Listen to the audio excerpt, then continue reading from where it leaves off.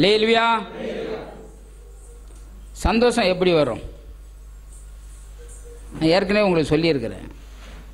சந்தோஷம் மகிழ்ச்சி எப்படி வரும்? உம்முடைய வார்த்தை கிடைத்த உடனே உட்கொண்டேன், அது எனக்கு சந்தோஷமும் என் இருதயத்துக்கு மகிழ்ச்சியுமாய் இருந்தது. யாரு? எரேமியா சொல்றாரு. யோபு சொல்றாரு, உம்முடைய வாயின் வார்த்தைகளை எனக்கு கிடைத்த ஆகாரத்தை காட்டிலும் அதிகமாய் காத்துக்கொண்டேன். அப்போ யாருக்கு சந்தோஷம் மகிழ்ச்சி வரும்னு சொன்னா, வார்த்தையை கேட்டு அப்படியே சாப்பிடணும். ஹல்லேலூயா. உலகத்தான் சொல்றேன், சந்தோஷம் இல்லை, சமாதானம் இல்லை, மகிழ்ச்சி இல்லை. நீங்களும் சொல்லிக்கிறதா என்ன அர்த்தம்? அதுதான் சொல்ல வரேன். கரெக்டாக நாம் விளங்கிக் கொள்ள வேண்டும். என்ன செய்கிறோம்? இதை கேட்டு இதன்படி யார் செய்கிறார்களோ அவனுடைய வாழ்க்கையில் 100க்கு 100 சந்தோஷத்தை அனுபவிக்கலாம். இந்த மன மகிழ்ச்சி என்னதான்? மன மகிழ்ச்சி முகம் மலர்ச்சி. மன மகிழ்ச்சியாக இருந்தால் முகம் மலர்ச்சியாக இருக்கும். இன்றைக்கி என்ன தான் காஸ்மெட்டிக்கை போட்டாலும் மனசில் மகிழ்ச்சி இல்லைன்னா மூஞ்சி தொங்கத்தான் செய்யும். அது ஒரு வசனம். ஏன்னா உலகத்தானே அப்படி சொல்கிறான், மன மகிழ்ச்சி முகம் மலர்ச்சி. அதே மாதிரி இன்னொன்று வசனம் இருக்குது, மன மகிழ்ச்சி நல்ல ஔஷதம். நீதிமொழி 17வது இடத்துல இருக்குது, படித்து பாருங்கள். அப்போ மன மகிழ்ச்சி நல்ல ஔஷதம், குட் மெடிசன். அப்போ மகிழ்ச்சியாக இருக்கிறதுல எவ்வளோ பெரிய இருக்குது பார்த்தீங்களா? இன்றைக்கி தமிழ்நாட்டில் சிலர் சொல்கிறாங்க, அங்கங்கே இந்த ஜனங்க சிரிக்கிறதுக்காக அங்கங்கே இந்த பெரிய பெரிய இதுங்கெல்லாம் அரங்கத்தெல்லாம் வச்சு ஆளெல்லாம் கூப்பிட்டு அதை செய்கிறாங்களாம். ஏன்னா வாய் விட்டு சிரிச்சா நோய் விட்டு போயிடும்ன்றது பழமொழி. 100க்கு 100 உண்மையாது. பெங்களூரில் கூட இருக்குன்னு சொல்கிறாங்க. அப்படியே சத்தமாக உள்ள இதிலிருந்து ஃப்ரீயாக சிரிக்கிறாங்க.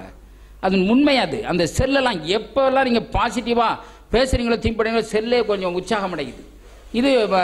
இது பிரகாரம் நிறைய வியாதிக்கு காரணம் மைண்ட், உங்களுடைய மனம்தான் காரணம். டாக்டரே கண்டுபிடிச்சிருக்காங்க. ஆகவே நாம் எப்பொழுதும் கர்த்தருக்குள்ள சந்தோஷமாக இருக்கணும், மகிழ்ச்சியாக இருக்கணும், உற்சாகமாக இருக்கணும். சரி, நான் இப்போ தொடர்ந்து எதை பேசிட்டு வரேன்? அறிக்கை. தேவனுடைய வார்த்தையை நம்முடைய வாயிலே வைத்து அறிக்கை செய்வதன் மூலம் என்னென்ன பலன்கள் உண்டாகிறது? ஃபுல் பைபிள் இதுதான். இப்போ இவ்வளவு நேரம் நீங்கள் கேட்டீங்களா, அதுவும் அதுதான். அதனால நாம் இதை சரியாக நம்ம விளங்கிக் கொள்ள வேண்டும். சரி, வாசிப்போம். 119வது சங்கீதம் 97, 98. சீக்கிரம் படிங்க. நான் எப்பொழுதுமே வாரம் பண்ணதை நான் சும்மா ரிப்பீட் பண்ணிட்டு தான் நெக்ஸ்ட் போறேன். பெரிய இதாக கத்துக்கிறது வேண்டாம்.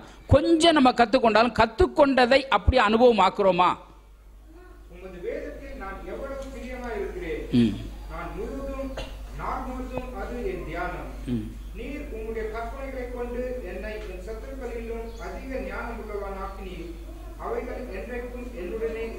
ஆமென். அல்லேலூயா. இதான் போன வாரம் பண்ணின பிரசங்கம். என்ன சொல்லுது? உமது வேதத்தில் நான் எவ்வளவு பிரியமாய் இருக்கிறேன். அல்லேலூயா. தாவீது ராஜா சொல்லுகிறான், உம்முடைய வேதத்தில் நான் எவ்வளவு பிரியமாய் இருக்கிறேன். உங்களை நீங்களே கேட்டு பாருங்க. ஆண்டவரே, உம்முடைய வேதத்தில் நான் எவ்வளவு பிரியமாய் இருக்கிறேன். எந்த அளவுக்கு பிரியமா இருக்கிறீங்கன்னு உங்களுக்கே தெரியும். உங்க வாயின் வார்த்தைகளினால் உங்களுக்கு தெரியும் எந்த அளவுக்கு பிரியமா இருக்கிறீர்கள். வேதத்தை எவ்வளவாய் நேசிக்கிறீர்கள், வேதத்துக்கு எந்த அளவுக்கு முக்கியத்துவம் கொடுக்கிறீர்கள், வேதத்தை எந்த அளவுக்கு கனம் பண்ணுகிறீர்கள், வேதத்தை எந்த அளவுக்கு உயர்த்துகிறீர்கள். கொஞ்சம் யோசனை பண்ணி பாருங்க. ஆண்டவரே, உம்முடைய வேதத்தில் நான் எவ்வளவு பிரியமா இருக்கிறேன். அழுத்தி அழுத்தி சொல்லி பாருங்க, உங்களுக்கு தெரியும் எவ்வளவு பிரியமா இருக்கிறீங்க. யோசிங்க. அடுத்தபடி என்ன சொல்றான்? நாள் முழுதும் அது என் தியானம். எது என் தியானம்? தேவனுடைய வார்த்தை. நாள் முழுதும் என்ன தியானம்? உங்களுடைய தியானம். கொஞ்சம் யோசிங்க. திரும்ப திரும்ப இதை சொல்லி பாருங்க. ஆண்டவரே, உம்முடைய வேதத்தில் நான் எவ்வளவு பிரியமா இருக்கிறேன். நாள் முழுதும் அது என் தியானம். வசனத்தை அப்படியே சொல்லி பாருங்க. அப்போ நாள் முழுதும் தியானம்னா என்னன்னு உங்களுக்கு தெரியும். தியானம்னா என்ன? தேவனுடைய வார்த்தையை வாயிலே வைத்து சொல்லிக்கொண்டே இருப்பது தியானம். அதை குறித்து நீங்கள் படித்து அறிந்து ஆலோசிப்பது தியானம். மற்றவர்களோட தேவனுடைய வார்த்தையை பகிர்ந்து கொள்வது தியானம். அடுத்தபடியாக என்ன? அது சம்பந்தமான பாடல்களை நீங்கள் பாடிக்கொண்டிருப்பது தியானம். வார்த்தையவே சொல்லி ஜெபிப்பது தியானம். தேவனுடைய சத்தியங்களை கேட்ட சத்தியங்களை நீங்க மனதில் வைத்து சிந்திப்பது அது தியானம். நாள் முழுதும் அது என் தியானம். என்ன தியானிக்கிறீர்கள்? தியானம் பாசிட்டிவா வேலை செய்யும், நெகட்டிவா வேலை செய்யும். என்ன தியானிக்கிறீர்கள்? நாள் முழுதும் என்ன தியானிக்கிறீர்கள்? எதை நான் என்ன சொல்றேன்னு சொன்னா, என்ன உணர்றீங்க, என்ன பார்க்குறீங்க, என்ன கேட்குறீங்க, என்ன பேசுறீங்க, அதுதான் உங்க வாழ்க்கை. ஏன்னு சொன்னா, தேவனுடைய நன்மை, பிரியம், பரிபூரணமான சித்தம் இன்னதென்று பகுத்தறியத்தக்கதாக உங்களுடைய மனம் புதிதாகிறதுனாலே மறுரூபமாகுங்கள். எப்படி புதிதாகிறது? ஏற்கனவே பழைய மனுஷன் அப்படி இருக்குது. இப்போ அதை வெளியே ஏற்றுறதுக்கு தான் நீங்கள் புது மனுஷனா மாறுறதுக்காகத்தான் இதை சொல்கிறோம். அப்படி மாறணும்னு சொன்னால் தேவனுடைய வார்த்தையை உள்ளே போட்டு தான் அதை வெளியே ஏற்றணும். அப்போ இந்த உலகத்தார் பேசுறது போல, உலகத்தார் சிந்திக்கிறது போல, உலகத்தார் போல நடக்க வேண்டாம்னு சொல்லித்தான் கர்த்தர் சொல்கிறார். அப்போ அப்படி செய்யாமல் இருக்கணும்னா இதை தியானி. அப்போ நீங்கள் என்ன தியானிக்கிறீங்க? நீங்களே உங்களே ஆராய்ந்து பாருங்கள். வசனம் உண்மையாகவே இதை செய்யணும், அதை செய்யணும், செய்யாதனா செய்யக்கூடாது. இதுதான்பா தியானம். எவ்வளவு பிரியமாக இருக்கிறேன், நீங்கள் என்ன பார்க்கிறீர்கள், என்ன கேட்கிறீர்கள், என்ன உணர்கிறீர்கள், என்ன பேசுகிறீர்கள், இதை வைத்து என்ன நீங்க செய்றீங்களோ அது உங்க வாழ்க்கையில் இருக்கும். மனம் புதிதாகணும். எப்படி புதிதாகிறது? தேவனுடைய வார்த்தையை தியானிப்பதன் மூலம் தான் புதிதாக்க முடியும். உங்களுடைய மைண்டை நீங்க ட்ரைனிங் பண்றீங்க, பழக்கிறீங்க, பழக்க வைக்க முடியும். மனம் கற்றுக்கொள்ளுது. எப்பொழுதும் இப்படி உலகத்தார் மாதிரியே பேசி, உலகத்தார் மாதிரி சிந்தித்து, உலகத்தார் மாதிரியே பேசிட்டீங்கன்னா அந்த மனம் அப்படியே செட் ஆகிடுது, அப்படி பழக்கப்படுது. அப்போ அதுதான் செய்யும். உங்களுடைய மனம் எப்படியோ எந்த திசையில போகுதோ அந்த திசைக்கு தான் நீங்க போக முடியும், வேற திசையில போக முடியாது. நல்லா புரிந்து கொள்ளுங்கள். ஆனால் நீங்க ரட்சிக்கப்பட்டவர்கள், ஞானசானம் எடுத்தவர்கள், கர்த்தருடைய பிள்ளைகள், ஆலயத்துக்கு வருகிறவர்கள், வேதத்தை வாசிக்கிறவர்கள், இப்படிப்பட்ட சத்தியத்தை கேட்கிறவர்கள், அவர்களை போல இருப்பீர்கள் என்றால் எதுக்குத்தான் நம்ம ஆலயத்துக்கு வரோம்? ஏன் பைபிளை படிக்கணும்? ஏன் ஜெபிக்கிறோம்? கொஞ்சம் யோசனை. கிறிஸ்தவர்கள் கொஞ்சம் யோசிக்கணும், சிந்திக்கணும். நாம் யார்? கொஞ்சம் மைண்டை ஓட்டினா போதும், சிம்பிளா கத்துக்கிட்டா போதும். அவன் சொல்றான், நம்முடைய வேதத்தில் எவ்வளவு பிரியமா இருக்கிறேன், நாள் முழுதும் அது தியானம். வேற எதனா தியானிக்கிறதுக்கு நேரம் இருக்கா? வேற காரியத்தை குறித்து, மற்ற காரியங்களை குறித்து யோசிக்கிறதுக்கு நேரம் இருக்குதா? இதுவே என் தியானம். வெற்றி இங்கதான் வருதுன்றார். உனக்கு செழிப்பு வேணுமா, வெற்றி வேணுமா, நல்ல புத்திமான் ஆகணுமா, உன் காரியமெல்லாம் சக்சஸ் ஆகணுமா, இப்படித்தான் வருது. அடுத்தபடியா சொல்றாரு, நீர் உம்முடைய கற்பனைகளை கொண்டு என்னை என் சத்துருக்களிலும் அதிக ஞானம் உள்ளவனாக்குகிறீர். அவைகள் என்றைக்கும் என்னுடைய இருக்கிறது. கற்பனை அப்படின்னு சொன்னா என்ன? வார்த்தை. நான் அடிக்கடி சொல்லியிருக்கேன், கற்பனைன்னு சொன்னாலும் வார்த்தை, வேதம்னு சொன்னாலும் வார்த்தை, எல்லாமே வார்த்தை தான். ஆகவே நான் கடந்த வார்த்தையில் சொன்னேன், எங்க பார்த்தாலும் எனக்கு இங்க சத்துரு, அங்க சத்துரு, வீட்டில் சத்துரு, வெளியில சத்துரு, அக்கம் பக்கத்தில் சத்துரு, எல்லாமே எனக்கு சத்துருவாவே இருக்கிறாங்க. இப்ப என்ன ஆகும்? நீங்க சொன்னபடி ஆகும். ஆனா கர்த்தர் அந்த சத்துருவை எப்படி மேற்கொண்டு வெற்றி பெற முடியும்னு அவர் சொல்றாரு. நீ இங்க சத்துரு, அங்க சத்துரு, அதை நீ பார்க்கவே வேண்டாம், என் வார்த்தையை தியானி. யோசுவாவுக்கு கர்த்தர் அதான் சொன்னார். என்ன சொன்னாரு?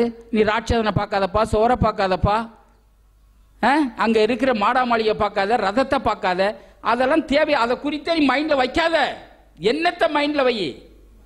என் வார்த்தையை இரவும் பகலும் தியானி, அப்பொழுது உன் வழியை வாய்க்க பண்ணுவாய், நீ புத்திமானாய் நடந்து கொள்வாய். கொஞ்சம் யோசிங்க. பிரச்சனையை குறித்து நீங்க பார்க்கவே தேவையில்லை, அதை குறித்து யோசிக்க வேண்டியதில்லை. அதை குறித்து நீங்க இது எப்படி, அது எப்படி, இது என்ன நடக்கும், இது இப்படி நடக்கும், இதெல்லாம் வேண்டாம்.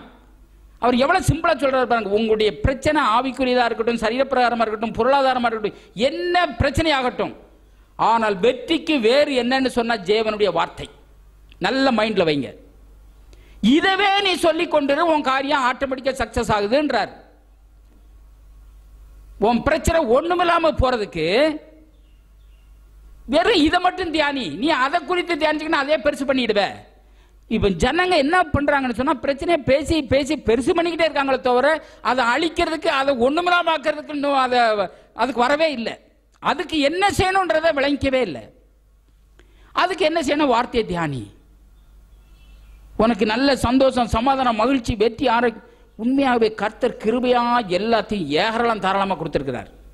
உங்களுக்கு சந்தோஷம், சமாதானம், மகிழ்ச்சி, ஆரோக்கியம், செழிப்பு, பாதுகாப்பு, ஆபிரகாமுடைய ஆசீர்வாதத்தை அள்ளி கொட்டி இருக்கிறார் உங்க மேல. எத்தனை பேர் இதை நம்புறீங்க? சரி, இப்ப இதை அனுபவிக்கணும்னா என்ன செய்யணும்? விசுவாசிக்கணும். நீங்க விசுவாசிக்கலாம், ஒண்ணுமே பெற்றுக்கொள்ள முடியாது. சிம்பிளா எடுத்துக்கோங்க.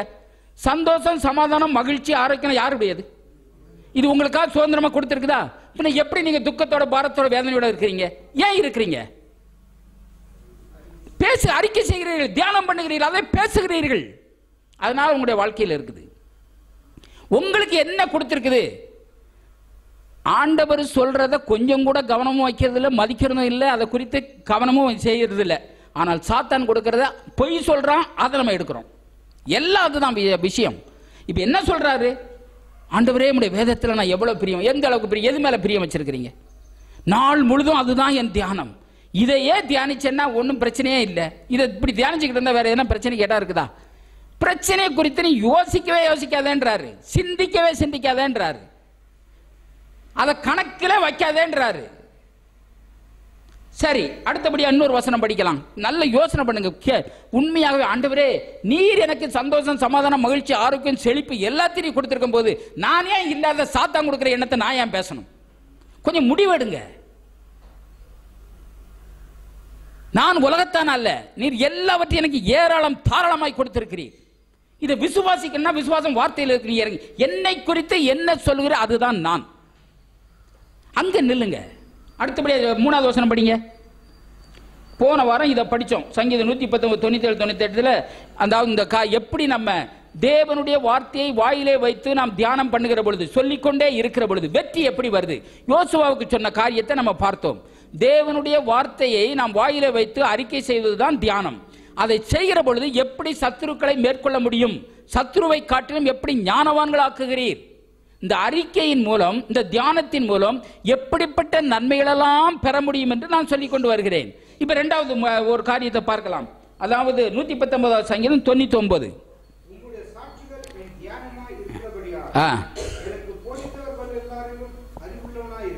ஆமேன், அல்லேலூயா. உம்முடைய சாட்சிகள் என் தியானமாய் இருக்கிறபடியால், முதியோர்கள் என்னது, எனக்கு போதித்தவர்கள் எல்லாரிலும் அறிவுள்ளவனாய் இருக்கிறேன். அப்போ உம்முடைய சாட்சிகள் நான் சொன்னா என்ன? சத்தமா சொல்லுங்க, இது உள்ள போட்டும்.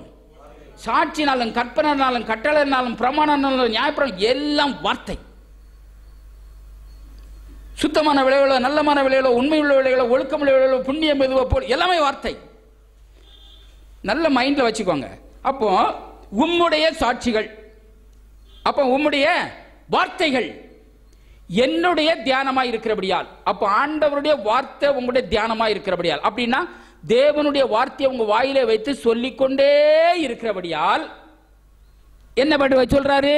எனக்கு போதித்தவர்கள் எல்லாரிலும் அறிவுள்ளவனாய் இருக்கிறேன். அறிவு, ஞானம், புத்தி எல்லாமே அதுதான். அப்படின்னா இப்ப நான் போதிக்கிறேன், நான் ஒரு போதகன். என்ன காட்டில் நீங்கள் ஞானம் உள்ளவர்கள் ஆக முடியும். மற்ற சபையில் சொல்ற மாதிரிலாம் சொல்ல மாட்டேன். நீ பெரிய, உனக்கு வயசு என்ன, உன் அனுபவம் என்ன, உன் இது என்ன, எனக்கே சேலஞ்ச் பண்ணி இப்படியெல்லாம் நான் சொல்ல மாட்டேன். என்னை விட நீங்க சூப்பரா போக முடியும். நான் வார்த்தையின்படி பேசுகிற ஆளு. ஒரு சின்ன பையன் சொன்னாலும் சத்தியம்னா உடனே ஏற்றுக்கொள்ற ஆளு. அவர் என்ன சொல்றாரு பாருங்க, உம்முடைய சாட்சிகள் என் தியானமாய் இருக்கிறபடியால் எனக்கு போதித்தவர்கள் எல்லாரிலும் அறிவுள்ளவனாய் இருக்கிறேன். ஹல்லேலூயா. கண்டிப்பாக முடியும்.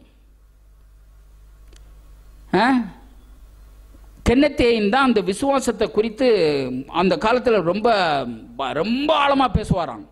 அவருடைய செய்தியை கேட்டு அவர்கிட்ட விசுவாசத்தை கற்றுக்கொண்டவங்க இன்னைக்கு எவ்வளோ பெரிய பெரிய ஆளாயிட்டாங்க.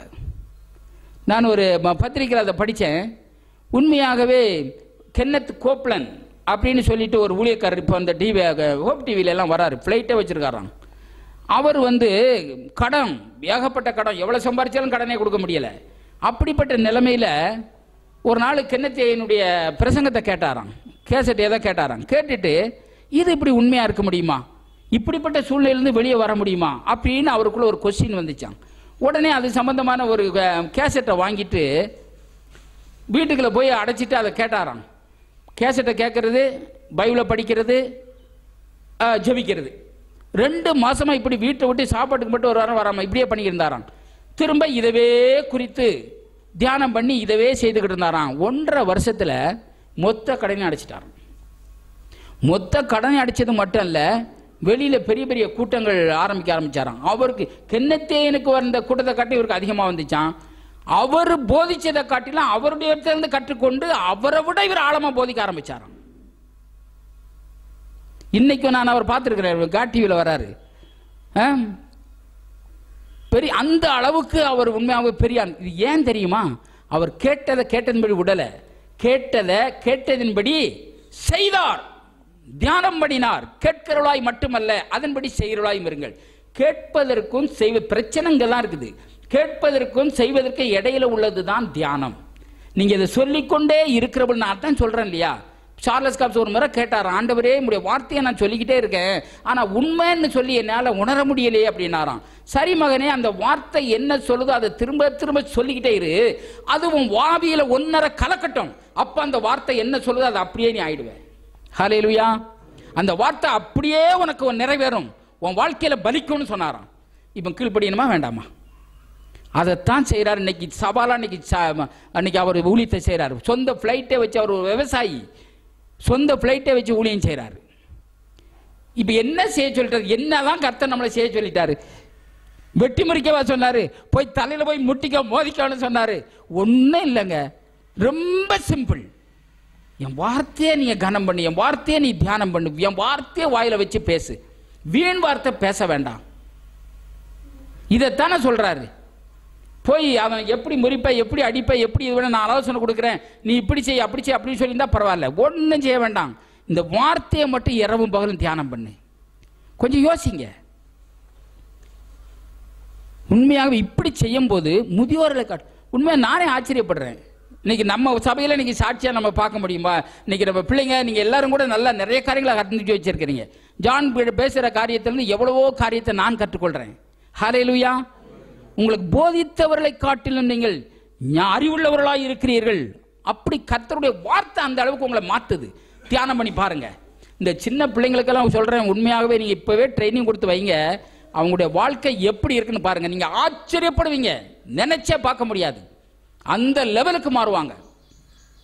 ஹல்லேலூயா. இது 100க்கு 100 நடக்கும். ஏன்னா வார்த்தை பொய்யாகவே முடியாது.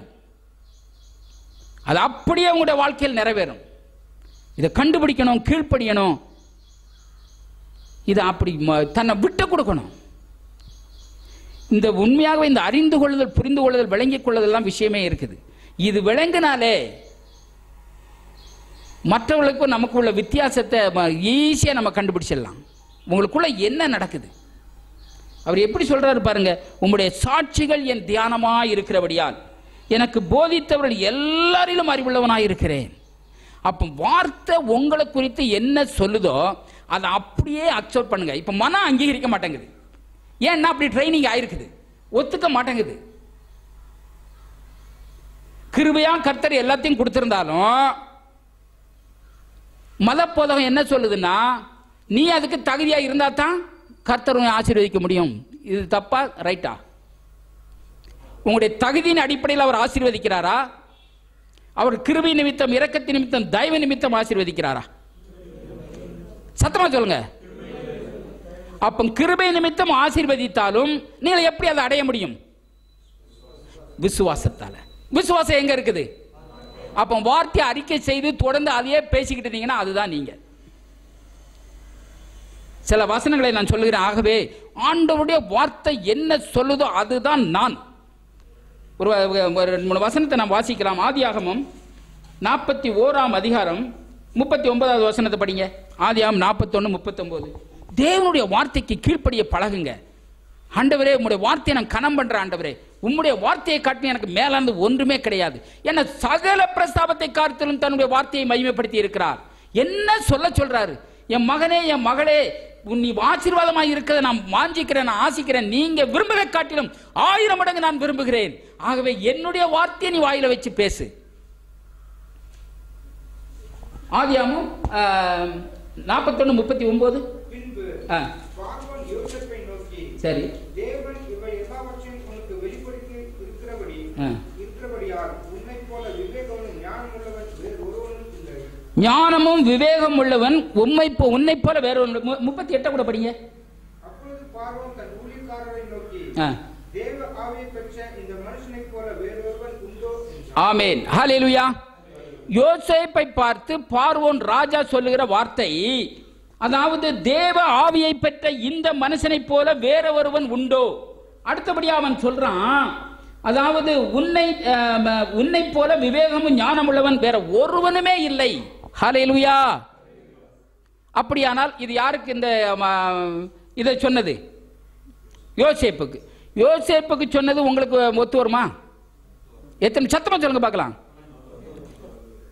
ஆமென் சொல்லுங்க. அது அப்படியா? பைபிள்ல யாருக்கு என்ன சொன்னாலும் அது எனக்குன்னு நீங்க எப்ப எடுக்கிறீங்களோ, உங்களுக்கு எப்ப உங்களுக்கு சொந்தமாக்குறீங்களோ அன்றைக்கு அது உங்களுடையதாகும். அப்ப நீங்க தேவ ஆவியை பெற்றவளா? ஹல்லேலூயா. அப்படியானால் உங்களுக்கு ஒப்பானவர் உண்மையாக விவேகம் ஞானத்திலும் விவேகமுள்ள வேற யாருன்னா இருக்காங்களா? இதை அங்கீகரிங்க. இதை அங்கீகரிக்கிறதுக்கு தான் என்ன செய்யணும்? ஆண்டவரே, தேவ ஆவியை பெற்ற என்னை போல இந்த பூமியில ஒருவனும் இல்லை, ஞானமும் விவேகம் உள்ளவன் எனக்கு எதிராக ஒருவனும் இல்லை என்பதை நீங்க அங்கீகரிக்கணும். போல்டா பேசணும். ஞானம், அறிவு, புத்தி, விவேகம் எல்லாமே வார்த்தை அப்படின்னு சொன்னா இப்ப இது எப்படி இது ஆகுறது? இப்ப ஞானம் இல்ல, புத்தி இல்ல, அறிவு இல்லைன்னு சொல்றோம். இல்ல அதனால சொல்லிக்கிட்டு இருக்கீங்க, அதனால இல்ல. ஆனா வார்த்தை என்ன சொல்லுது உங்களை குறித்து? யோசேப்பு போல தேவ ஆவியை பெற்ற என்னை போல ஒருவனும் இல்லை ஆண்டவரே, நானே ஞானமும் விவேகம் உள்ளவன். ஹல்லேலூயா. இதை தொடர்ந்து சொல்லிக் கொண்டிருக்கணும். இதை சொல்ல சொல்ல இதுதான் தியானம். இதை சொல்ல சொல்ல உங்களோட ஆவியில ஒன்றரை போய் கலக்கணும். நான் ஏற்கனவே சொன்னேன் இல்லையா, அரிசி பருப்பு இதெல்லாம் வச்சு சாப்பிடுன்னு சொன்னா நம்ம சாப்பிட முடியாது. சாப்பிட்டா அது பிரயோஜனப்படாது, பேதி தான் ஆகும், ஒன்றும் வேலைக்கு ஆகாது. அதை சமைச்சு சரியான விதத்தில் சரியான ரீதியில் சாப்பிடும்போது அது உள்ளே போய் அது ஒன்றரை கலந்து நமக்கு பலனை உண்டாக்குது. அப்படியே போல என்னுடைய வார்த்தை வாயிலிருந்து புறப்படுகிற ஒவ்வொரு வார்த்தையும் அப்பத்தினாலே மாத்திரமேல தேவனுடைய வாயிலிருந்து புறப்படுற ஒவ்வொரு வார்த்தையினாலும் பிழைப்பான். உங்களுடைய ஆவி பிழைக்கணும்னா, உள்ளான மனுஷன் பலப்படணும்னு சொன்னா, உள்ளான மனுஷன் நல்ல சக்தி உள்ளவனா ஆகணும்னு சொன்னா, ஆண்டவருடைய வார்த்தை ஆவியாயும் ஜீவனாயும் இருக்கிற வார்த்தையை நீங்க சாப்பிடணும். சாப்பிடணும்னா என்ன அர்த்தம்? பேசணும், தியானம். இதுதான்.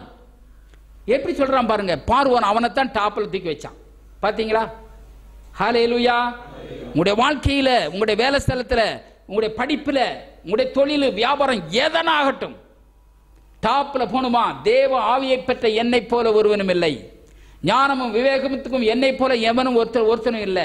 மற்றவங்கள உங்களை ஆட்டோமேட்டிக்கா பார்த்து சொல்லுவான். நேற்று ஸ்டீவன் சொல்லும் போது உண்மையாவே எல்லாரும் கஷ்டம் கஷ்டம்ன்றாங்க. எனக்கு கஷ்டமே இல்லை. ஆக்சுவலா அது வேலை கஷ்டம்தான், எனக்கு கஷ்டமா தெரியல. எல்லாரும் ஆச்சரியப்படுறாங்க. என்ன கர்த்தர் எனக்குள்ள இருக்கிறார். ஹல்லேலூயா. நீங்கள் தேவ ஆவியை பெற்றவர்கள். வசனம் சொல்லுது, ஆகவே நீங்க அதை ஒத்துக்கோங்க. எப்படி சொல்றான் பாருங்க. தேவ ஆவியை பெற்ற உன்னை இந்த மனுஷனை போல வேறொருவன் உண்டோ? ராஜா உங்களை போத்துறான். அடுத்தபடியே சொல்றாரு, உன்னை போல விவேகமும் ஞானம் உள்ளவன் வேற ஒருவனும் இல்லை, உங்களை போல எவனுமே கிடையாது. போங்க. அப்படி தைரியமா போல்டா சொல்லுங்களேன். என்னை போல ஞானமும் விவேகம் உள்ளவன் ஒருவனும் இல்லை. ஹல்லேலூயா. இன்னொரு வசனம் படிங்க. உபாகமம் 4:6. உபாகமம் 4:6. சீக்கிரம் இந்த வசனத்தை நோட் பண்ணிட்டு இதை போய் படிச்சு நீங்க பைஹார்ட் பண்ணணும். 4:6. என்ன குறித்த தேவனுடைய வார்த்தை சொல்லுது, ஆகவே இதுதான் நான். 4:6 சீக்கிரம் படிங்க. ஜனங்களின் கண்களுக்கு முன்பாகவும் இதுவே உங்களுக்கு ஞானமும் வேகமுமாய் இருக்கும். அவர்கள் இந்த கட்டளைகளை எல்லாம் கேட்டு இந்த பெரிய ஜாதியை ஞானமும் வேகமும் உள்ள ஜனங்கள் என்பார்கள். ஆமென். அல்லேலூயா. இப்ப ஞானமும் வேகமும் என்னது? வார்த்தை. அப்போ வார்த்தை உங்களுக்குள்ள இருக்குமானால், நீங்கள் இதவே தியானித்துக் கொண்டு இருப்பீர்களானால், வார்த்தையே பேசிக்கொண்டு இருப்பீர்களானால், பார்க்கிறவங்களை என்ன சொல்லுவாங்களாம்? கேட்டு இந்த பெரிய ஜாதியை ஞானமும் வேகமுள்ள ஜனம், இவளே தான் உண்மையாகவே ஞானமும் வேகமுள்ள ஜனங்கள் என்று மற்றவங்களை பாராட்டுவார்களாம். அப்போ ஆண்டவரே, ஞானம், விவேகம், அறிவு, புத்தி, தைரியம், நம்பிக்கை, விசுவாசம் எல்லாமே வார்த்தையெல்லாம் இருக்குன்னு சொன்னா, நான் இதை விட்டுட்டு நான் வேற என்ன பேசிக்கிறேன்? என்ன ஆண்டவரே, இதை விட நான் வேற என்னத்தை நான் கணம் கொடுக்கறது?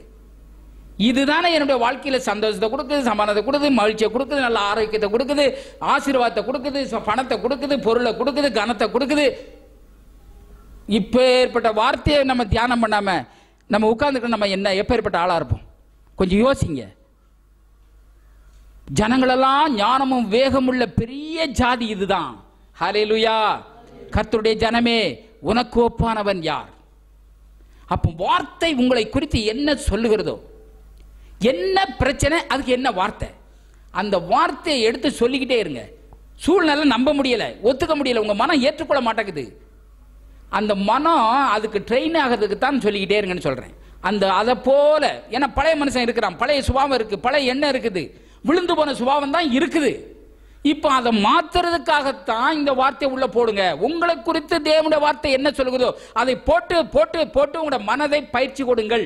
உங்களோட மனம் புதிதாக விடுமானால் வாழ்க்கை புதிதாக விடும். அப்போ தேவனுடைய வார்த்தையை கொண்டு உங்களுடைய மனதை புதிதாக்காவிட்டால் நீங்க எவ்வளவுனா பைபிளை படிச்சுக்கோ, வேதத்தை வாசிக்கோ, ஜெபிச்சுக்கோ, உபவாசம் இருந்துக்கோ, வாழ்க்கை மாறவே மாறாது. சான்ஸே இல்லை.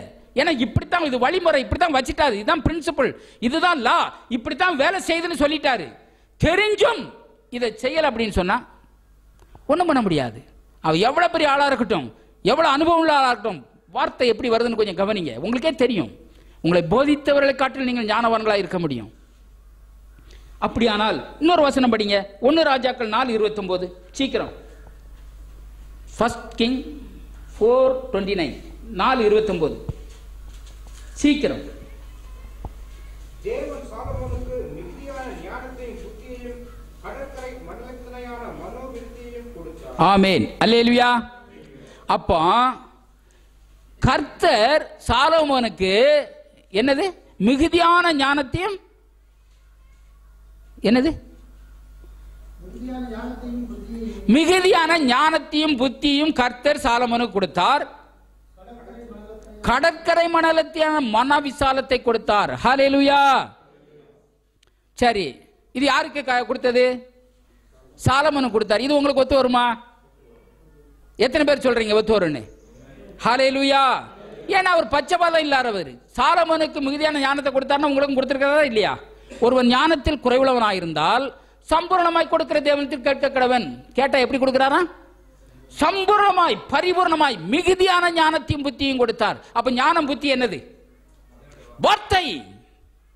இது உள்ள இருந்தாக்கா நீங்க ஞானம் உள்ளவர்கள், புத்தி உள்ளவர்கள், அறிவுள்ளவர்கள், எல்லா ஆசீர்வாதத்தையும் உள்ளடக்கியவர்கள் நீங்கள். ஹல்லேலூயா. அப்ப கேட்கிறவன் எப்படி கேட்கணுமா? சந்தேகப்படாம கேட்கணுமா? உள்ள சந்தேகம் தான் இருக்குது. இப்ப இந்த சந்தேகம் வெளியேறதுக்கு தான் வார்த்தையை போடுங்கன்னு சொல்றோம். வார்த்தை உள்ள போக போக உள்ள இருக்கிற சந்தேகம் வெளியேறும். சந்தேகம்னு சொன்னா என்ன தெரியுமா? அறியாமை. நமக்கு என்ன கொடுக்கப்பட்டிருக்கிறது,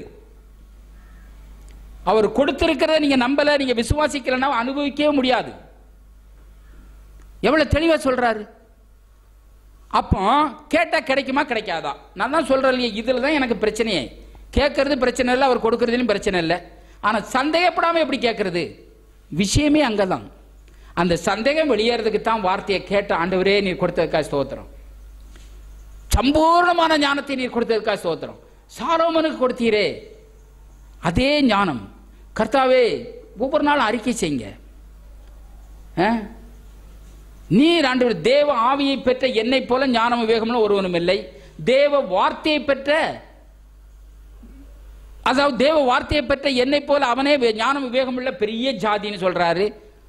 இப்போ தேவன் எனக்கு மிகுதியான ஞானத்தையும் புத்தியும் கொடுத்திருக்கிறார். ஹல்லேலூயா. ஏன்னா ஞானம் கொடுத்தாரு, அதே தான் அப்படியே சொல்லுங்க. உங்களுக்காக அதை அப்ளை பண்ணுங்க. எத்தனை பேர் சொல்லுங்க, தேவன் எனக்கு மிகுதியான ஞானத்தையும் புத்தியும் கொடுத்திருக்கிறார்? சொல்லுங்க, தேவன் எனக்கு மிகுதியான ஞானத்தையும் புத்தியையும் கொடுத்திருக்கிறார். கொடுத்திருக்கிறத நீங்க அங்கீகரிக்கலன்னு சொன்னா, உங்களுடைய மனம் அங்கீகரிக்கலன்னு சொன்னா, உங்க ஆவியோடு ஒன்றரை கலக்கணும்னு சொன்னா அதை அனுபவிக்க முடியாது. இப்ப ஆல்ரெடி கொடுத்திருக்கிறார், மிகுதியான ஞானத்தையும் புத்தியும் கொடுத்திருக்கிறார். உங்க வேலை ஸ்தலத்தில், படிப்புல, இதுல, எங்க எந்த ஒரு தொழில, எல்லாத்திலும் சரி உங்களுக்கு ஈடாக எவனுமே இருக்க முடியாது. ஏன்னா வார்த்தையும் கடவுள் ஒண்ணு, அவரே உள்ள இருக்கிறாரு. ஹல்லேலூயா. அப்போ சாலோமோனுக்கு கர்த்தர் மிகுதியான ஞானத்தையும் கொடுத்தா, உனக்கும் கொடுத்திருக்கிறார். இதை நீங்க அங்கீகரிக்கணும், திரும்ப திரும்ப பேசணும்.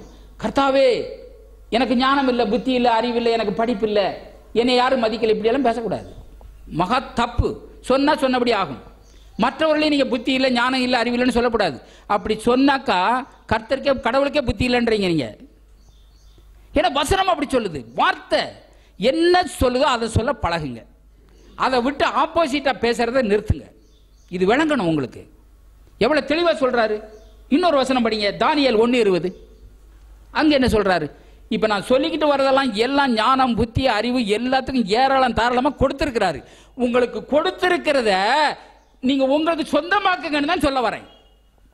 1:20, தானியேல் 1:20 என்ன சொல்றாரு? ஞானத்துக்கும் புத்திக்கும் அடுத்த விஷயத்தில் சரி,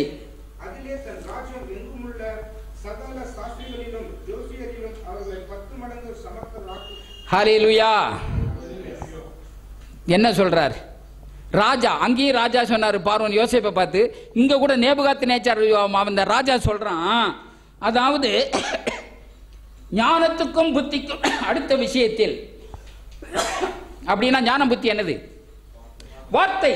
ஞானத்துக்கும் புத்திக்கும் அடுத்த விஷயத்தில் ராஜா அவர்களை கேட்டு விசாரித்தானோ, அதிலே தன் ராஜ்யம் எங்குமுள்ள சகல சாஸ்திரிகளிலும் ஜோசியரிலும் அவர்களை 10 மடங்கு சமர்த்தனாய் கண்டான். ஹல்லேலூயா. இப்ப இதை தானியேலுக்கு கர்த்தர் கொடுத்தாரு. கீழே தானியேல், மிசாவேல், அசரியா இந்த வாலிபர்களுக்கு எல்லாம் கொடுத்தாரு. இந்த வாலிபர்களுக்கு கொடுத்த அந்த கர்த்தர் ஞானத்தின் புத்தி உங்களுக்கு கொடுத்திருக்காரா இல்லையா? அப்ப ஞானத்துக்கும் புத்திக்கும் அடுத்த விஷயம் 10 மடங்கு சமர்த்தன். ஹல்லேலூயா. இதை நீங்க சத்தமா அறிக்கை செய்யணும். இது தியானம். எப்பொழுது இதை குறித்தே தேவ ஆவியை பெற்ற என்னை போல ஞானம் விவேகமுள்ளவன் ஒருவனும் இல்லை, தேவ வார்த்தையை பெற்ற நானே ஞானம் விவேகம் உள்ளவன், எனக்கு மிகுதியான ஞானத்தையும் புத்தியும் கர்த்தர் எனக்கு கொடுத்திருக்கிறார். ஞானத்துக்கும் புத்திக்கும் அடுத்த விஷயத்தில் 10 மடங்கு நான் சமர்த்தன். சொல்லி பாருங்க என்ன நடக்குது. இப்ப தானே சொன்னாரு பாலியாங்கி சொல்றாரு, ஆண்டவருடைய வார்த்தையை 1000 கோடி முறை நம்பலாம். இப்ப சொன்னார் இல்லையா, ஒரு நாளைக்கு 3 முறை செய்யுங்க. இதை சொல்லி சொல்லி இதை விளங்கிக்கிட்டு புரிஞ்சுக்கிட்டு ஆல்ரெடி கர்த்தர் எனக்கு கொடுத்துறாரு, இது எனக்குள்ள இருக்குது, இதுதான் நான் அப்படின்னு நீங்க விசுவாசித்து அதை தொடர்ந்து நீங்க புரிந்து கொண்டு அறிந்து கொண்டு அறிக்கை செய்யற பொழுது அது அப்படியே நடக்கும். அப்படி நடக்கலனாக்கா இது என்னத்துக்கு? 100க்கு 100 நடக்கும். அப்ப நீங்க என்ன செய்யணும்? நான் ஞானத்துக்கும் புத்திக்கும் அடுத்த விஷயத்தில் நான் 10 மடங்கு சமர்த்தன். உங்களை விட அவன் எவ்வளவு பெரிய ஆளா இருக்கட்டும், எவ்வளவு படிச்சிருக்கட்டும், எவ்வளவு ஞானம் உள்ளவனா இருக்கட்டும், உங்க முன்னாடி ஒண்ணுமே கிடையாது. சகல சாஸ்திரிகளிலும் ஜோசியரிலும் 10 மடங்கு சமர்த்தனாய் கண்டான். அவன் ஈக்குவல் 1 மடங்கு நான் கூட நிற்க முடியல. அப்படின்னா கொஞ்சம் யோசனை பண்ணி பாருங்க. நீங்க வெளியில போறீங்க, பேசுறீங்க, வேலை செய்யறீங்க, படிக்கிறீங்க, தொழில் செய்றீங்க, வியாபாரம் செய்றீங்க, உங்களுக்கு ஈக்குவலா யாருமே நிற்க முடியாது. கர்த்தர் எப்படிப்பட்ட ஆற்றலை கர்த்தர் நம்ம கொடுத்திருக்கிறார். ஞானத்துக்கும் புத்திக்கும் அடுத்த விஷயத்தில் 10 மடங்கு சமர்த்தன். ஹல்லேலூயா. இப்ப இது உங்களுடைய ஆகணும்னா தியானம் பண்ணணும். தியானம் சொன்னா என்ன அர்த்தம்? கர்த்தர் சொன்ன வார்த்தையை வாயில வச்சு திரும்ப திரும்ப திரும்ப திரும்ப 12 வருஷ ஸ்திரீ சொன்னது போல சொல்லிக்கொண்டே இருக்க வேண்டும். இன்னொரு வசனம் படிக்கலாம், கொலோசியர் 2:3. எவ்வளவு நேரம் பேசினாலும் என்ன பேசினாலும் பாயிண்ட் 1, அதை மறக்காதங்க.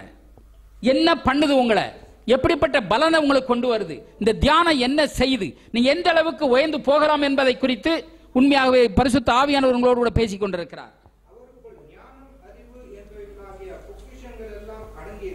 சரி, யாருக்குள்?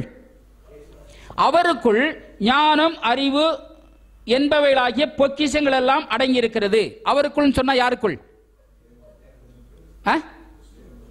தேவனுக்குள். அடுத்தபடியாக கிறிஸ்துவுக்குள். அது கரெக்ட். நான் அதான் சொல்ல வரேன். கிறிஸ்துவுக்குள் அப்படி போட்டுக்கோங்க. கிறிஸ்துவுக்குள் ஞானம் அறிவு என்பவைகளாகிய பொக்கிஷங்கள் எல்லாம் அடங்கி இருக்குதான். அப்போ நீங்க யாருக்குள்ள இருக்கிறீங்க? கிறிஸ்துவுக்குள்ள இருக்கிறீங்க. கிறிஸ்து எங்க இருக்கிறாரு? சத்தமா சொல்லுங்க. கிறிஸ்து உங்களுக்குள்ள இருக்கிறார். இயேசு கிறிஸ்து உங்களுக்குள் வாழ்கிறார் என்பதை நீங்கள் அறியவில்லையா? அப்படின்னா அந்த இயேசுக்குள்ள ஞானம் அறிவு என்ற பொக்கிஷங்கள் அடங்கி இருக்குது. அந்த இயேசுக்குள்ள நீங்க இருக்கிறீங்க, அந்த இயேசு உங்களுக்குள்ள இருக்கிறாரு. அப்ப நீங்க யாரு? ஞானம் அறிவு என்ற பொக்கிஷம் எங்க இருக்குது? உங்களுக்குள்ளவே இருக்குது. இதுதான் அறிவு. அவருக்குள் ஞானம் அறிவு என்ற பொக்கிஷங்கள் அடங்கி இருக்கிறது. அப்படியானால் அந்த இயேசு எனக்குள்ள இருக்கிறார், நான் இயேசுவுக்குள் இருக்கிறேன். ஆகவே நான் ஞானம் உள்ளவன், நான் அறிவுள்ளவன். இது விளங்குமானா எனக்கு ஞானம் இல்லை, அறிவில்லை, புத்தின்னு சொல்ல மாட்டீங்க, மற்றவங்களையும் பேச மாட்டீங்க. ஹல்லேலூயா.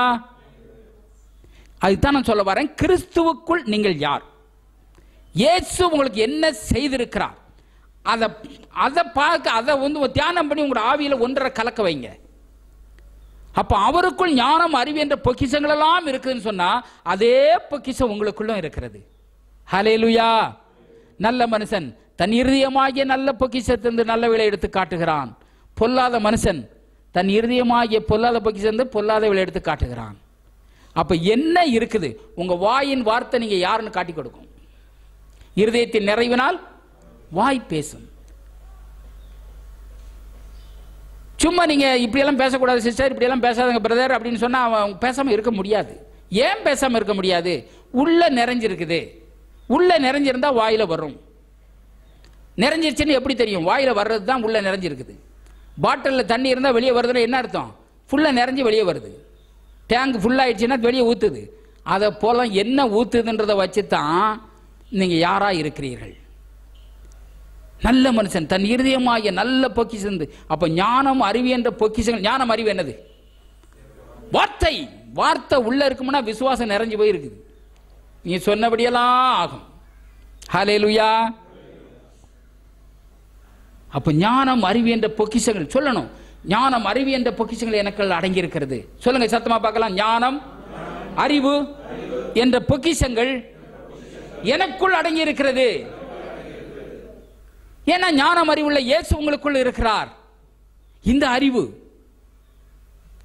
இந்த உணர்வு தான் எப்பொழுதும் நான் என்ன செய்திருக்கிறார் என்றதை உங்களுக்கு நீங்க நல்லா அறிஞ்சு புரிஞ்சு விளங்கிட்டீங்கன்னா பிரச்சனையே இல்லை வாழ்க்கையில் அனுபவிக்கிறதுக்கு. நான் தான் சொல்றேன் இல்லையா, கேட்டதை கேட்டதின்படி செய்யறதுக்கு தான் இடையில உள்ளது தான் தியானம். நீங்க தியானம் பண்ண பண்ண நீங்க நடக்கையில காட்டுறதுல பிரச்சனையே இருக்காது. யார் தியானம் பண்றாங்களோ அவங்க தான் வார்த்தையின்படி நடக்கிறவர்கள். கேட்கிறவளாய் மட்டுமல்ல அதன்படி செய்கிறவளாயும் இருங்கள்.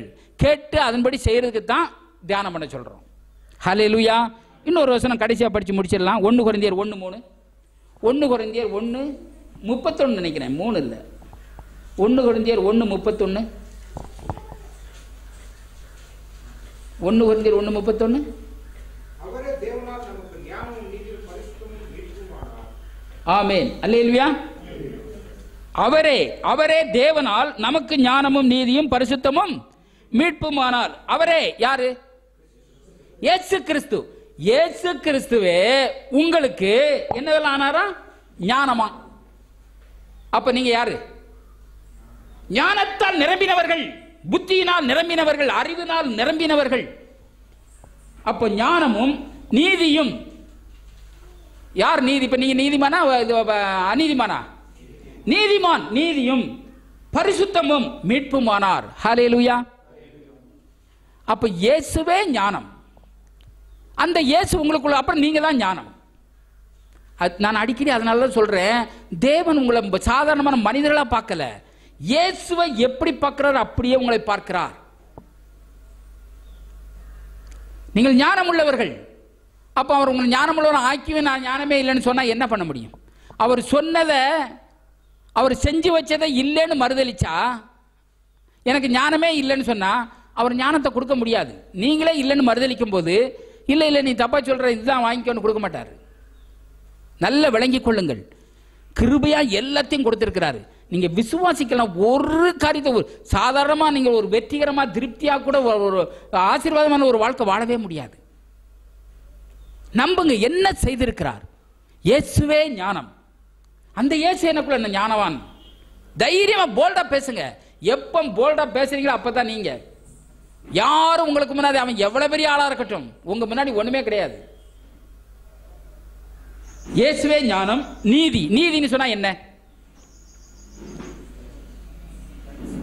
அதாவது உங்களை நீதிமான்கள் ஆக்கும்படி, தேவ நீதி ஆக்கும்படி பாவம் அறியாத அவரை உங்களுக்காய் பாவம் ஆக்கினார்.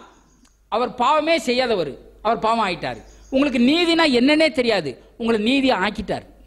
நீங்கள் ஆல்ரெடி நீதிமான்கள். தேவன் நீதிமானாக்கினவனை குற்றஞ்சாட்டுகிறவன் யார்? குற்றஞ்சாட்டுறவன் யாரு? பிசாசு. அப்ப தைரியமா சொல்லுங்க, நான் ஞானவான், நான் நீதிமான், பிசாசு என்னை குற்றஞ்சாட்ட முடியாது. அவன் குற்றத்தை கேட்டு நீங்க எடுத்துக்கிட்டு நீங்க ஃபீல் பண்ணிட்டீங்கன்னு சொன்னா நீங்க என்ன அறியல, இன்னும் நீங்க யாருன்னு உங்களுக்கு தெரியல. நீதினா என்ன தெரியுமா? நீதின்னு சொன்னாலே எந்த விதமான குற்ற உணர்வோ ஆக்கினை தீர்ப்பின் உணர்வோ தாழ்வு மனப்பான்மையோ இல்லாதபடி தேவனுக்கு முன்பாக நிற்கக்கூடிய தைரியம். ஹல்லேலூயா. நல்ல புரிந்து கொள்ளுங்கள், நீதின்னு சொன்னாலே தேவனுக்கு முன்னாடி யாருன்னா போய் நிற்க முடியுமா? எப்ப பாவம் செஞ்சானோ அப்பவே மனுஷனுக்கும் அவனுக்குள்ள தொடர்பு போயிடுச்சு. அப்போ தேவன் கிருபையாய், உங்களுடைய எந்த தகுதியும் கிடையாது, உங்களை அப்படியே விட்டுருக்கலாம். ஆனா கிருபையாய் உங்களை நீதிமான்கள் ஆக்கி இருக்கிறார். தம்முடைய நேசகுமாரனையே பலி கொடுத்து உங்களை நீதிமான்களை ஆக்கி இருக்கிறார். இன்னொரு வாட்டி உங்களை நீதிமான் ஆக்க முடியாது. நீங்கள் நீதிமான்கள் என்ன செய்திருக்கிறார் என்பதை ஒப்புக்கொள்ளுங்கள். அப்ப எந்த விதமான குற்ற உணர்வு உங்களுக்குள்ள இருக்கக்கூடாது, ஆக்கினை தீர்ப்பின் உணர்வு இருக்கக்கூடாது, தாழ்வு மனப்பான்மை இருக்கக்கூடாது. தேவனுக்கு முன்பாக நிற்கக்கூடிய தகுதியை பெற்றவர்கள். நான் தேவனுடைய நீதி, நான் நீதிமான். போல்டா பேசுங்க, சொல்லுங்க எல்லாரும், நான் நீதிமான். கர்த்தர் உங்களை அப்படி ஆக்கி இருக்கிறார். அவர் ஆக்கி இருக்கிறத நீங்க ஒப்புக்கொள்ளுங்க, நீங்க இது பண்ணுங்கன்னு சொல்ல வரேன். அடுத்தபடியாக பார்த்தா நீதி, பரிசுத்தம். நான் சொல்றதை எத்தனை பேர் விளங்கிக்கிறீங்களோ தெரியல. பரிசுத்தம் நீங்க வாழ்க்கை வாழ்ந்து தேவனை பிரியப்படுத்த முடியாது. எத்தனை பேர் இது வழங்குது உங்களுக்கு? அப்போ ஆல்ரெடி நீங்க யாரு? பரிசுத்தவான். பரிசுத்தம் உள்ள இயேசு, அவர் பரிசுத்தமாக இருக்கிறது போல தானும் பரிசுத்தமுள்ளவனாய் இருக்க வேண்டும். இப்ப ஆல்ரெடி நீங்க யாரு? பரிசுத்தவான். அந்த பரிசுத்தமான இயேசுவே உங்களுக்குள்ள இருக்கிறார். அறியாமை. பரிசுத்த வாழ்க்கை வாழ்ற போராடுறாங்கன்னா அறியாமை. நீங்கள் யார் என்று கண்டுபிடிக்கவில்லை. உங்களுடைய பரிசுத்த நீதியெல்லாம் தூக்கின்னு பரவ போக முடியாது. நான் வாழ்ந்து காட்டிடுறேன்னு சொன்னா ஒன்றும் நடக்காது. ஒரு சாதாரண காலேஜில் 10,000 ரூபாய்க்கு டிகிரி கொடுன்னா நீங்க போய் 10,000 ரூபாய் துணியை பணத்தை கொண்டு கொடுத்தீங்கன்னா வாங்க மாட்டான். ஏன் சொல்லுங்க? அதுவும் பணம் தான். டிகிரி தான் கொண்டு வரணும்னு சொன்னா டிகிரி தான் கொண்டு வரணும். இங்க இருந்து வெளிநாட்டுக்கு போறீங்கன்னா நான் இவ்வளவு பணம் வச்சிருக்கேன், இது கொடு, 10,000 ரூபாய் கொடுத்துட்டு ஒரு 5 ரூபாய் பொருளை கொடுக்க மாட்டான். ஏன்னு சொன்னா உங்க பொருது அங்க செல்லாது. அந்த நாட்டு பணத்துக்கு தான், அதுக்கு தான் கீழ்ப்படியணும். அதுதான் அங்க வேல்யூ. நம்ம நாட்டு பணத்துக்கு நம்ம நாட்டில் தான் வேல்யூ. அதை போல பரலோகத்தில் வேல்யூ என்ன? உங்க வேல்யூ எல்லாம் தூக்கிட்டு போனா நடக்காது. அவர் என்ன செய்திருக்கிறார்? ஆண்டவரே, என்னை நீதிமான் ஆக்கினீரே, என்னை பரிசுத்தவான் ஆக்கினீரே, உடைய பிள்ளையா ஏற்றுக்கொண்டீரே, உடைய சொத்துக்கெல்லாம் என்னை சொந்தக்காரன் ஆக்கினீரே, உடைய ராஜ்யத்தை சுதந்திரிக்கும்படி என்னை தெரிந்து கொண்டீரே. இது வா மகனே வா மகளே பாரு. அதுதான் சொல்ல வரேன். எல்லா ஞானத்தோடும் தேவனை அறிகிற அறிவினால் நீங்கள் விருத்தி அடையணும். தேவன் யார்? ஒவ்வொரு நாளும் செபிங்க, ஆண்டவரே உம்மை அறிந்து கொள்ளும்படியான ஞானத்தையும் தெளிவையும் அளிக்கிற ஆவி எனக்கு தாரும். எனக்காய் நீர் என்ன செய்திருக்கிறீர் என்பதை அறிந்து கொள்ள, புரிந்து கொள்ள, விளங்கிக் கொள்ள பிரகாசமுள்ள மனக்கண்களை தாரும் ஆண்டவரே. செபிங்க, என்ன செய்திருக்கிறார்? செஞ்சிருக்கிறத இன்னொரு அடி செய்யினா கொடுக்க முடியாது அவரால். ஆல்ரெடி கொடுத்துட்டாரு. ஒரு குருடனை கொண்டு போய் பாகத்தில் நிற்க வச்சுட்டு, பாரப்பா எவ்வளோ அழகா இருக்குது. அவன் என்ன சொல்லுவான்? நீங்க அழகா இருக்குன்னு சொல்றீங்க சார், கேட்குது, ஆனா நான் அனுபவிக்க முடியலையே, ரசிக்க முடியலையே. இன்னைக்கும் அதே தான். ஆவிக்குரிய கண்கள், கிறிஸ்தவருடைய ஆவிக்குரிய கண்கள் குருடாக்கப்பட்டிருக்கிறது. என்ன இருக்குது? சந்தோஷம், சமாதானம், மகிழ்ச்சி, ஆரோக்கியம், செழிப்பு, ஆசீர்வாதம் தான் உங்களுடையதுன்றத கண்ணில் பார்க்க முடியல. இந்த மாம்ச கண்களால் ஐம்புலனை சார்ந்து வாழ்வது கிறிஸ்தவ வாழ்க்கையே அல்ல. இந்த கண்ணு புள்ள உங்களுடைய மனம்தான் பார்க்குது, உங்களுடைய மனம்தான் கேட்குது, உங்களுடைய வாய் மனம்தான் வாய் பேசுது. இதெல்லாம் ஒரு அவயவம். பார்த்து நடக்கிறதுக்கு, சத்தத்தை கேட்டு ஒதுங்கி போறதுக்கு, ருசிக்கிறதுக்கு, மற்ற இதுக்கு இந்த ஐம்புலனெல்லாம் அந்த உலக வாழ்க்கைக்காக. இதுல வாழ்க்கை வளம், இதுல தான் நீங்க கிறிஸ்தவங்க இருக்கிறாங்க. அதனால தான் நீங்க அவங்களால பிரச்சனையிலிருந்து வெளியே வர முடியல. என்ன பார்க்கிறார்களோ, என்ன கேட்கிறார்களோ, என்ன உணர்கிறார்களோ அதவே பேசுகிறார்கள். தேவனுடைய வார்த்தையை நிராகரிக்கிறார்கள். உங்களுடைய பெர்மிஷன் இல்லாமல் சத்துரு உங்களை ஒன்றும் தொட முடியாது. அவன் சிந்தையின் மூலமா தாக்குறான். அவன் கொடுக்கிற எண்ணத்தை நீங்கள் பேசுகிறீர்கள், வார்த்தையை மறுதளிக்கிறீர்கள். ஆல்ரெடி நீ சத்தமா சொல்லணும். அப்ப பரிசுத்தமா வாழணும்னா என்ன செய்யணும்? பரிசுத்த வாழ்க்கை வாழ வேண்டுமானால் என்ன பண்ணணும்? நான் பரிசுத்தவான், நான் நீதிமான், நான் தேவனுடைய சொல்லிக்கிட்டே இருக்கணும். ஒவ்வொரு நாளும் அறிக்கையிடுங்க. ஏன் இதை சொல்ல முடியாதா? ஆண்டவரே என்னை பரிசுத்தவனாக்கினீரே ஸ்தோத்திரம், நீதிமானாக்கினீரே ஸ்தோத்திரம், உம்முடைய பிள்ளையா ஏற்றுக்கொண்டீரே ஸ்தோத்திரம், உம்முடைய சொத்துக்கெல்லாம் சொந்தக்காரனாக்கினீரே ஸ்தோத்திரம், உம்மோடு கூட நானும் இந்த பூமியில உம்முடைய வேலையை செய்து கொண்டு வருகிறேன் ஸ்தோத்திரம். என்ன வேலை செய்யுங்க ஆண்டவரே, உம்முடைய திட்டத்தையும் நோக்கத்தை என் மூலம் இந்த பூமியில் நிறைவேற்றி கொண்டிருக்கிறீரே ஸ்தோத்திரம். அதுக்கு தான் உங்களை அழைச்சார். நீங்க யாருன்னு தெரியணும். ஒவ்வொரு நாளும் அறிக்கை செய்யறேன், ஆண்டவரே ஒவ்வொரு நாளும் என் மூலமாய் உம்முடைய நாமம் மகிமைப்படுகிறதே, உமக்கு நன்றி. இதற்காகவே இந்த பூமியில ஜீவனோடு வைத்திருக்கிறீரே, உமக்கு நன்றி. ஹல்லேலூயா. சத்தமா சொல்லணும், இயேசுவே உங்களுக்கு ஞானம், இயேசுவே உங்களுக்கு நீதி. அப்படியானா நீங்க நீதி, நீங்கள் ஞானம், நீங்கள் பரிசுத்தம், மீட்புமானார். எல்லாவற்றிலிருந்து கர்த்தர் உங்களை மீட்டிருக்கிறார். நியாயப்பிரமாணத்தின் சாபத்திலிருந்து கர்த்தர் உங்களை விடுவித்திருக்கிறார். பாவத்திலிருந்து விடுவித்திருக்கிறார், பரிசுத்தத்தை கொடுத்திருக்கிறார். வியாதியிலிருந்து விடுவித்திருக்கிறார், ஆரோக்கியத்தை கொடுத்திருக்கிறார். வறுமையை அவர் எடுத்துக்கொண்டார், என்னத்தை கொடுத்திருக்கிறாரு? ஐஸ்வர்யத்தை கொடுத்திருக்கிறார். அப்ப கொடுத்திருக்கிறத நீங்க நம்பலன்னு சொன்னா, உங்களுடைய மனம் அங்கீகரிக்கலன்னு சொன்னா, நீங்கள் அந்த இதை அனுபவிக்க முடியாது. கர்த்தர் உங்களை பாவங்கள கனிவிறது மட்டுமல்லாமல் ராஜாக்களும் ஆக்கி இருக்கிறார். ராஜான்றதை நீங்க உங்களுடைய மனம் அங்கீகரிக்கலன்னு சொன்னா, ராஜாவை போல வாழ முடியாது. ராஜாவை போல இப்ப இல்லாம இருக்கலாம், ஆனா அப்படிப்பட்ட வாழ்க்கையை அனுபவிக்கிறதுக்காகத்தான் திரும்ப திரும்ப தியானம் பண்ணுங்கள். நீங்கள் யார், உங்களை என்னவாய் ஆக்கி இருக்கிறார். இவ்வளவு நேரம் பேசினே பாயிண்ட் ஒரே இதுல ஒண்ணுதான். என்ன? உங்களை குறித்து வார்த்தை என்ன சொல்லுதோ அதை திரும்ப திரும்ப திரும்ப திரும்ப திரும்ப திரும்ப உம்முடைய வார்த்தையில், உம்முடைய கர்த்தாவே உம்முடைய அதாவது கற்பனைகளில் எவ்வளவு பிரிய, வேதத்தில் எவ்வளவு பிரியமாயிருக்கிறேன். வேதம்னு சொன்னா என்ன? வார்த்தை. உம்முடைய வார்த்தையில எவ்வளவு பிரியமாயிருக்கிறேன். நாள் முழுதும் அது என் தியானம். என்ன பண்ணுது பார்த்தீங்களா? தலைகளை வணங்கும்.